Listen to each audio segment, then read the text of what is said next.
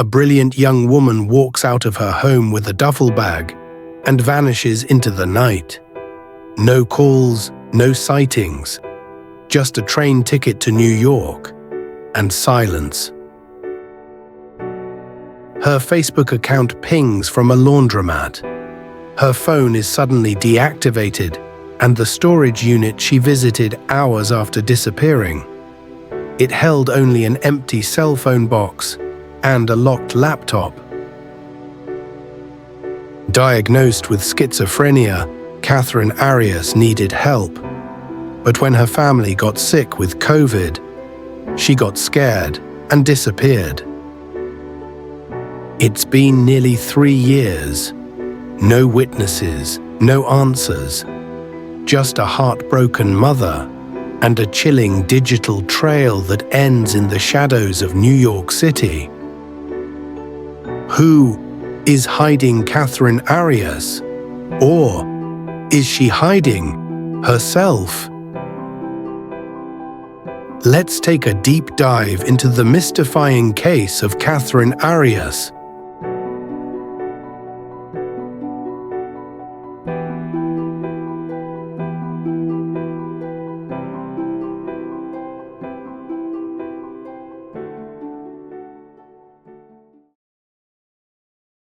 It was the evening of June 21st, 2022, in Red Bank, New Jersey.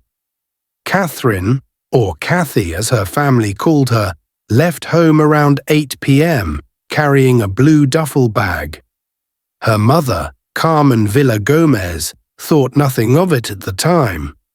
Kathy often walked to the laundromat nearby, but that night she never came back. When Kathy's stepfather, Kenny DeGroot, arrived home around 11 p.m., Carmen told him she assumed Kathy was downstairs. But she wasn't. Her phone was off, and no one had seen her since she walked out the door. That's when the panic set in. The family immediately searched the streets of Red Bank. By the next morning, Kathy was officially reported missing.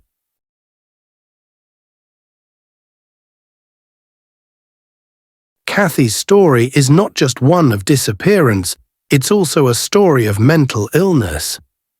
In her late 20s, her family began noticing changes. Once described as intelligent, helpful, and full of potential, Kathy began exhibiting troubling symptoms. She was diagnosed with schizophrenia just 3 years before her disappearance. Schizophrenia, it doesn't mean, as many think, split personality. It's a brain disorder that affects 2 million people in this country alone, with 100,000 new cases diagnosed each year.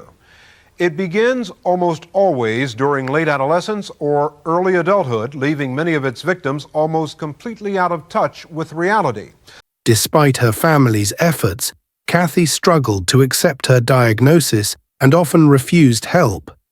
Her condition worsened during the COVID-19 pandemic, especially after her mother and stepfather contracted the virus shortly before she vanished.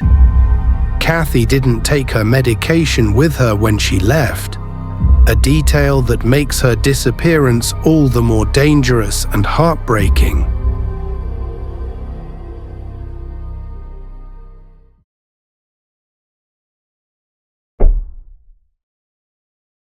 Let's break down the known movements in the days following her disappearance. June 21st, 2022. Kathy leaves her Red Bank home around 8 p.m. Later that night, her credit card is used to buy a train ticket to Brooklyn, New York. June 22nd, 2 additional purchases are made on her card in New York. That same day, she reportedly visits a storage unit she rented in Brooklyn. She places her blue duffel bag inside and never returns. The payment for the unit lapses shortly after. July 23rd, an unexpected digital trace. Activity on Kathy's Facebook Messenger places her IP address near a wash and fold laundromat on 9th Avenue in New York. Red Bank police follow the lead, but by the time they arrive, she's nowhere to be found. September 5th.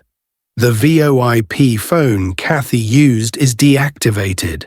Calls and texts to her number yield only one chilling reply. Kathy's not here. With so few clues, the question remains, where is Katherine Arias? Could Kathy be living off the grid? Some believe she may have chosen to isolate herself in New York, overwhelmed by her illness and fear of COVID. Others wonder whether she fell victim to street violence, human trafficking, or simply became lost in the chaos of city life, untreated and vulnerable. Despite police recovering items from her storage unit, they haven't led to anything substantial thus far. This case has become even more puzzling as the days continue to pass, and the dead ends leave only speculation in their wake. Importantly, there's no evidence of foul play, yet her mother insists Kathy wouldn't stay away this long if she were okay. She has disappeared before, but never for more than a few months. The emotional toll on Carmen and Kenny is immeasurable. They remember Kathy not just for her brilliance, but for her kindness, always helping others, always thoughtful. Her mother's voice shakes when she says, "There's an absence where my heart used to be." Kenny adds, her mother really needs her. And she's got a nephew now, a little 1-year-old who doesn't even know her. Carmen continues to hope her daughter is out there, alive, possibly in need of help.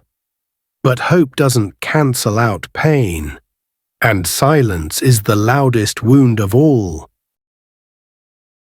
Sergeant John Kamaka of the Red Bank Police Department continues to treat this as a missing endangered adult case. His words are clear. "I've taken extra steps to attempt to locate her as soon as I can." The department has distributed flyers in hospitals, libraries, and throughout New York. They've followed up on every tip, but the leads have dried up. Still, the investigation remains open, and the search continues. If you have any information about Katherine's case, please contact the Red Bank Police Department. Until justice is served, her case remains, a twisted tale of the unknown. Please tell us what you think happened in the comments below. Can Katherine's case still be solved? And for more deep dives into unsolved disappearances, please like and subscribe to Twisted Tales. Stay vigilant, stay safe, and let's bring justice to the missing.